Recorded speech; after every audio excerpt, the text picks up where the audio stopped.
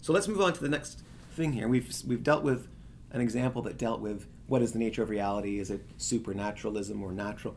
Let's talk about epistemology and this reason idea. So we'll go on with an example that's epistemological.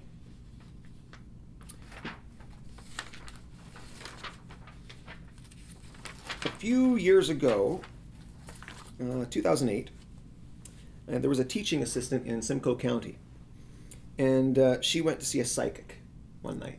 She paid to see a psychic, and the psychic asked if the assistant worked with a girl named V in the classroom. They didn't name her. I think her name was actually Victoria, but the psychic said, "Is there a V? Do you work with a girl named V? Is there a V?" And the teaching assistant said, yeah, I do. And the psychic said, well, you need to know she's being sexually abused by a man between the ages of 23 and 26. Direct quote. Now, on the basis of that allegation by the psychic, the girl's school, the assistant went to the school, told the principal. The school called the Children's Aid Society. And that's a government agency. It's empowered by the government of Ontario. And the Children's Aid Society commenced an investigation. They went to the home of the girl. And the mother was outraged. She said, what are you doing here? And then when the mother was told that this was because a psychic had told a teaching assistant, etc., she was outraged and hit the papers and etc. Well, the board said, well, we got the call from the principal, the board calls the CAS does the report, we don't usually do this kind of thing. You should never do this kind of thing. There was absolutely no rule in place that told the government, the CAS in that case, not to take action. They said a psychic's word is good enough. What does that mean? What did they do? What was the error they made epistemologically that the government made? Well, epistemologically, you got three options. Everything is either true, or false, or arbitrary. There's nothing else. There's either it's in accordance with the facts of reality, it's demonstrably not in accordance with the facts of reality. Like, I'm going to open up my hand and see if this apple floats. No, apples don't float. So it's false that apples float. Or it's arbitrary. There's a man on the moon, and he's controlling my mind with a radio control device, and I can fly if he chooses to push the button. Why do I believe it? I just do. It's the way I feel. Or I read it in a storybook. That's an arbitrary belief. It's not based on any evidence. I have no evidence of this kind of stuff. Every superstition is a superstition. Unproven, I guess you could call that. Yes. And as a subset, unprovable. Unprovable, unfounded, no evidence, no physical evidence, right? So there's that for which there ultimately is physical evidence. That's the true. There's that for which there's evidence that something is not true. And then there's the stuff for which there's no evidence one way or another. That's neither true nor false. It's arbitrary. Psychic powers, there's no reason to believe that that psychic had any evidence that guided her toward that conclusion. She might have. Some of these psychics actually work by actual evidence. She was a male between 23 and 26. Yeah. But, he might have come in earlier and said, I'm molesting this girl, and I'm 23 to 26 years old, and she would then be acting on something, But no, to just divine some knowledge, that is an arbitrary belief. It's not founded on anything. Well, who knows how many other people she said the same thing to, sure. And nothing came of it. Well, So what, as a libertarian, I'm going to start on this side now, you're a libertarian. You're deeply, deeply committed to one thing and one thing only. Between individuals, there should be no coercion. That's all you care about. No coercion between individuals. So, you learn in the legislature that this lady is complaining that the government came to her door, searched her house, accused her of living with a man who molested her daughter. By the way, the daughter was autistic. And apparently, with this particular form of autism, a person is more likely to masturbate. I don't know if they do it consciously or unconsciously, but they do it publicly more frequently than a person might just adjust themselves. Let's just put it that way. And so that might have had something to do with the teaching assistant's perceptions about whether the girl was being molested. But it doesn't change the fact that the school knew she was autistic and should have known those things and should have been able to draw the line. And they should not have in any way been influenced by this arbitrary belief. But you're the libertarian, and you're saying, what? How are you going to respond when the government says, should we pass a law that prevents the CIS from acting on psychic information. Yeah. Why? You're a libertarian, you're not Dave.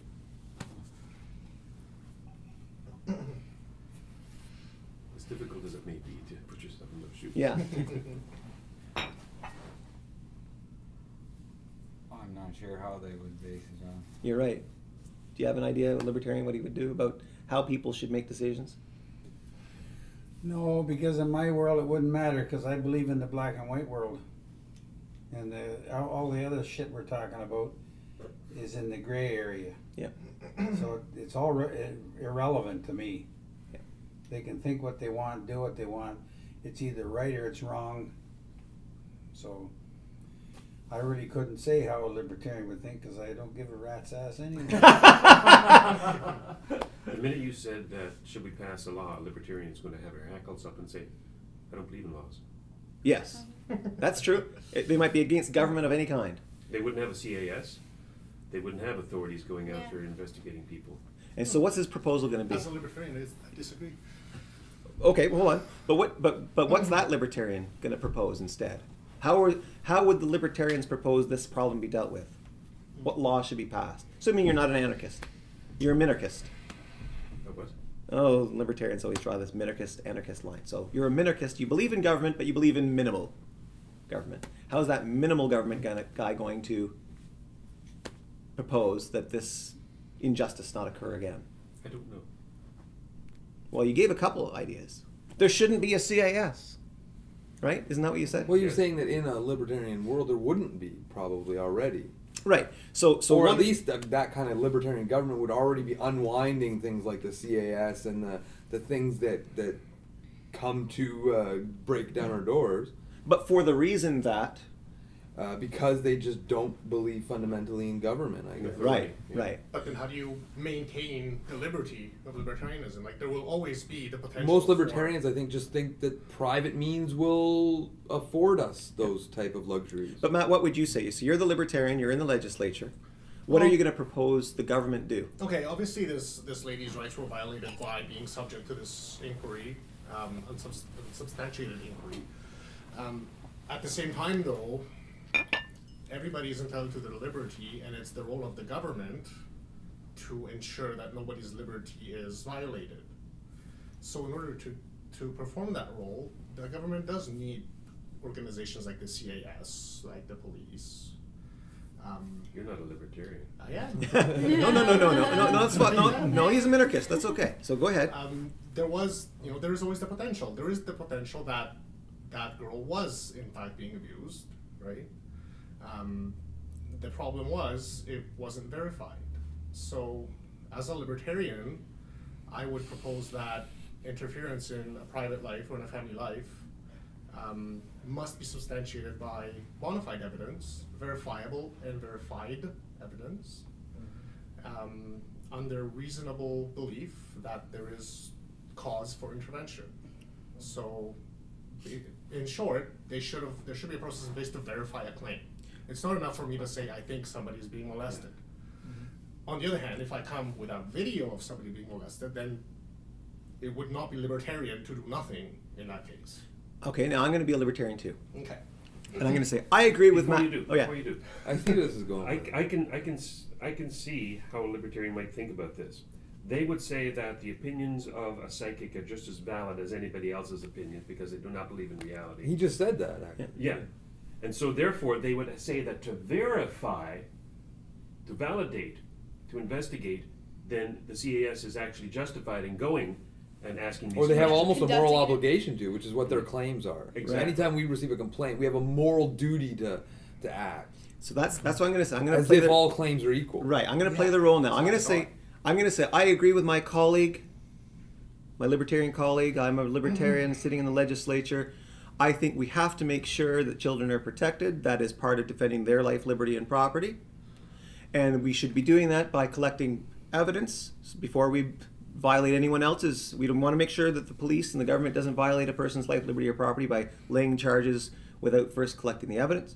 So I think we need an organization like the CIS. When an allegation is made, then we have an obligation to go out there and investigate, collect the evidence, and then if we find that there's a reason to believe in the guilt of somebody, to lay the charge.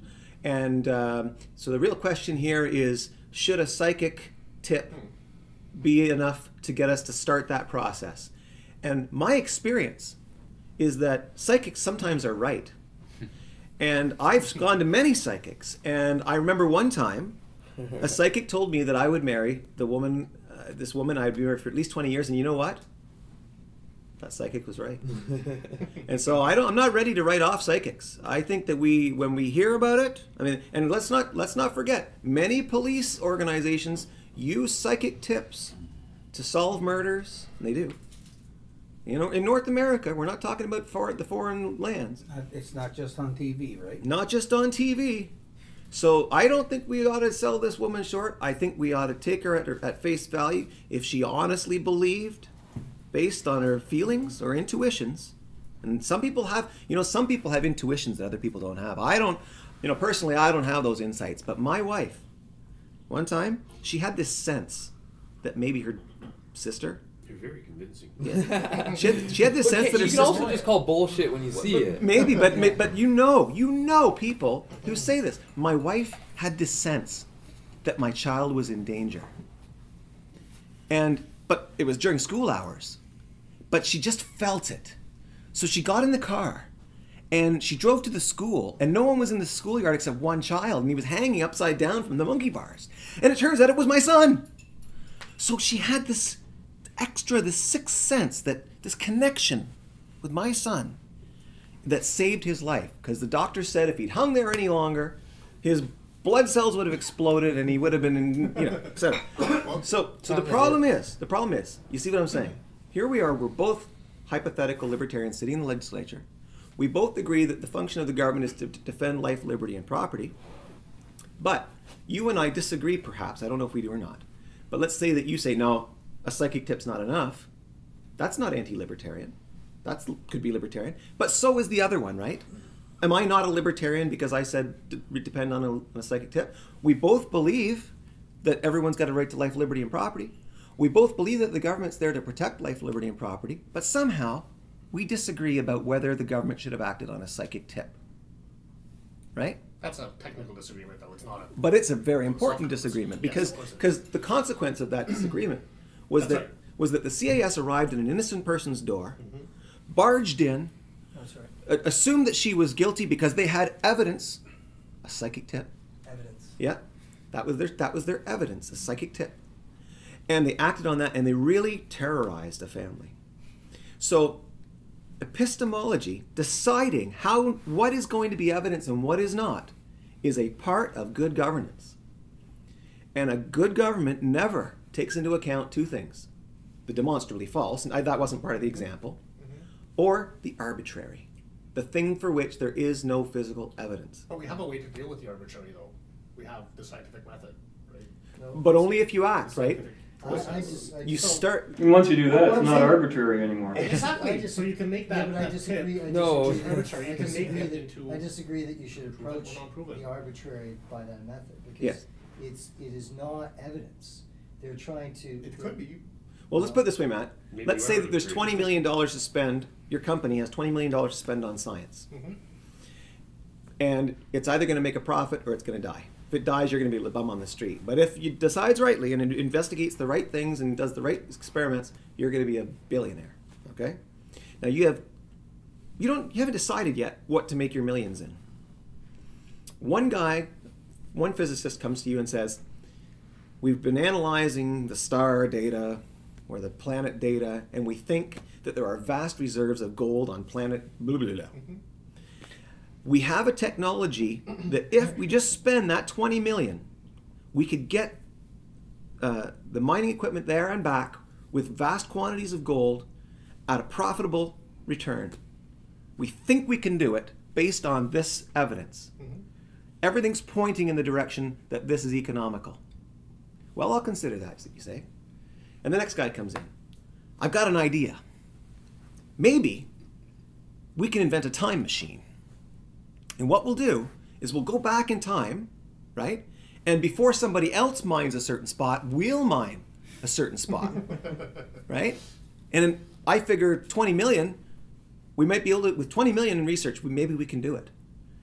But what have you got that points to you can travel time? Well, nothing yet, but I've seen a lot of Star Trek. And I think if we just think about it, and maybe if we just like try different things, eventually maybe we'll find something that tips us off. And I've got this feeling really about grapefruit juice. You know, the titrating out the acids. If you drink enough of it, I think your body will disintegrate, become pure energy, and go backward in time. But it's not tested. So clearly, the nut bar is not going to get your money. You're going to start with the thing for which there is already physical evidence. And all of real science does this. It doesn't say, hey, I wonder if there's global warming, and then they go out and spend 20 million to find out if there's global warming. Instead, they say, something's melting, this is happening, that's happening. Is this indicative of, no, it probably isn't. But what I'm saying is, they start with the physical evidence. They don't go out to find the physical evidence. That's the role of a frontiersman, a discoverer. Scientist says, the evidence has come to me. Now what do I do? And that's what government does too. Government doesn't say, hey, let's just arbitrarily guess that somebody living at 459 Hixbury Avenue might be committing a murder. Let's go find out. Once we get there, we'll find out whether or not he's committing it. We don't do that. So we wouldn't act on an arbitrary tip any more than we would act on the guy who says, I want to invent a time machine. We would act on the one for which there's physical evidence. If the girl had come to school with, you know, bruised face and etc., then we'd have physical evidence. But what I'm saying is that evidence could also be she could have fallen, right? There's a spectrum of evidence. There is no arbitrary and true. Somebody can hear a scream, and which I would say is a lot more believable than a psychic tip, but it's still not evidence, right? Well, it is evidence, but it's like no, that's evidence. It's evidence because it's physical. Okay, it's evidence because ultimately there's physical evidence of a compressive event, right? Of something hitting. But that event could be benign. There's no guarantee. Could be. It could be. But then the child says, a man 23 to 26-year-old punched me in the face. Okay. So there's some more two. evidence. That's believable. So, now that's before the police have done anything, and that's how it should be, right? If the girl came to school and said, I bumped my face on the wall because I wasn't looking when I walked in the doorway, that's not a reason for the police to act. If it happens, it might be for this year. well, if it happens 4 weeks in a row, Yeah.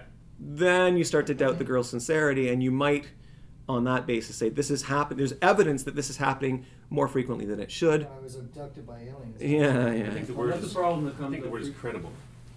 yeah. Credible evidence. Credible evidence. Yeah. Psychic is not credible. The bruise is. Now, we could debate all day, by the way, what constitutes evidence and what doesn't.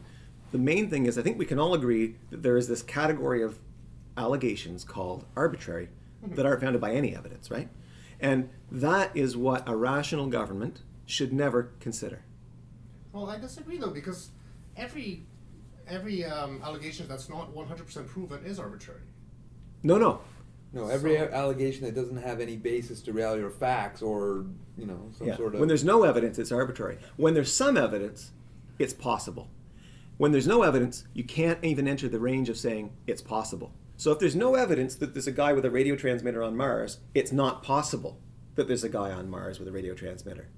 However, if there's some evidence, we're seeing a signal coming out of Mars, then it's a possibility. As soon as you've got some evidence, you've got a possibility. Until then, you don't have a possibility, and when you don't have a possibility, you don't run in with the guns. And that's an issue that police deal with regularly, especially in spousal abuse and things like that, you know. Yeah. And it gets more complicated when the person being abused won't acknowledge it themselves, right? And so someone on the outside has to objectively look in and weigh the evidence, not weigh the arbitrary. Or does quantum physics come in? And they can still be wrong, you know. So you can see there's two examples we've given right now where there is no one libertarian answer, but there is a Freedom Party answer, right? Because we're grounded in reality, so we say, sorry, the government will not take into account unreality. Because we think government should govern only by reason.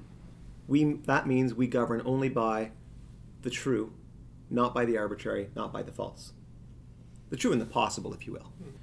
There's a myth out there that reality and that metaphysics and epistemology and ethics have nothing to do with government, and that all you really need to know is, well, we have rights, and as long as we're defending them, and so on. But that's false. And as we just demonstrated, when do you send in the guns is an epistemological question. It's not a question about rights. It's a question about when is there knowledge, right? Or the reality question is, if you have a democracy, you aren't praying to a God for guidance, you know, because there is no God that is being considered by the legislature in a democracy. As Jesus put it, render unto God what is God's, render unto Caesar what is Caesar's. In that legislature, all that gets rendered is unto Caesar, the governed, not unto anybody's God. You know, you don't even have to go to libertarianism. You know, I think of Ray Monteith, for example, a devout Seventh-day Adventist, right? And he would come into the office and he said, that's my religion. He says, but I got one religion higher. And he says, that's freedom. And he actually argued with his own church, not just the church, but the leader of the church, who he got to come to our dinner to speak, Dr. Devnick, right? And over their drug law policies and over a few inconsistencies. And so it might seem inconsistent to people when they hear us talking about objectivity and reality and still allowing Christians to run for the party and allowing other people of different beliefs, because the one rule Ray would stick to him, he knew he wasn't going to bring that religion into the political arena, and he never ever did. If Salim Mansour wanted to run for this party, I'd vote on that. Right. For him right away. I'd love for him. Because they know the rules of the party and they can separate their personal beliefs. And in fact, in a lot of ways, their personal beliefs lead up to a lot of consistencies in the ethics area. Yeah, and in fact, they need protection from government with respect to certain peaceful irrationalities that they want to continue, which is, you know, if you want to believe that... that again is a secularist thing that all the religious people agree on. That's right. They say, look, I don't want your religion to have the guns because then you're going to outlaw mine. Oh, I should just mention this other one in terms of epistemology. In 2000, I forget which year it was the SARS crisis. I think it was 2003, 2004. Basically, there was this SARS epidemic that they were trying to control. And after that, they had a judicial review of the whole proceeding and how they had handled it and what lessons could be learned to prevent some of the errors that were made in the handling of the SARS epidemic. The quote-unquote take-home message, according to the judge, was that the government should adopt and institute throughout its various ministries the precautionary principle. In a nutshell, the precautionary principle is this: if you don't know it's safe, assume it's dangerous. In the absence of any evidence, make an arbitrary assumption that it's dangerous and act accordingly. That's silly. It is silly. But you know what? The government did it. It implemented the precautionary principle in numerous ministries. So it's a make-work project, right? Here they are protecting against ghosts But and isn't that goblins. good for government? As a government policy? It's very big in Europe. Yeah. Like, there was a drug maker gave a speech. What's that? He said that It's good for bureaucracy, I would think, isn't it? Oh, huge. Because you But can that's build not- and build and build to protect from goblins and ghosts that aren't really there, right? We need a $10 billion ministry to protect in case the earth explodes.